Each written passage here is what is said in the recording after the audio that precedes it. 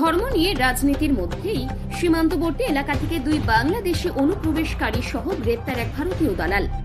আবারও পুলিশের জালে গ্রেপ্তার দুই বাংলাদেশি অনুপ্রবেশকারী সহ এক ভারতীয় দালাল। বিশেষ অভিযান চালিয়ে একের সাথে 3 জনকে গ্রেপ্তার করে পুলিশ। সূত্রের খবর, নদিয়ার ধানতলা থানার পুলিশ জানতে পারে ধানতলা থানার অন্তর্গত আরংঘাটা এলাকায় দুই বাংলাদেশি অনুপ্রবেশকারী দালাল চক্রের মধ্যে দিয়ে গা ঢাকা দিয়ে রয়েছে। এরপর এলাকায় বিশেষ অভিযান চালায় পুলিশের একটি বিশেষ টিম। জানা যায়, ভারতীয় দালাল চক্রের মধ্যে জড়িত ব্যক্তির নাম তপন দাস। অন্যদিকে বাংলাদেশি অনুপ্রবেশকারীদের নাম আয়েশা বিবি ও ইয়াসমিন বিবি। পুলিশ সূত্রে জানা যায়, গতকাল ওই বাংলাদেশি দুই অনুপ্রবেশকারী ভারতীয় দালাল চক্রের মধ্যে দিয়ে ভারতের ভূখণ্ডে প্রবেশ করে। এরপর নদিয়ার আরংঘাটায় গা ঢাকা দিয়েছিল।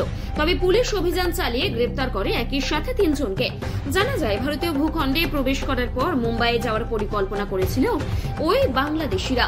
শনিবার ধৃত 3 জনকে রানাঘাট বিচার বিভাগীয় আদালতে তোলে পুলিশ। অন্যদিকে আরো বাংলাদেশি অনুপ্রবেশকারী এবং ভারতীয় দালাল চক্রের সাথে যুক্ত হয়ে বেআইনি কার্যকলাপ করছে, তাদের ধরতেই এখন থেকে বিশেষ অভিযান চালাবে পুলিশ।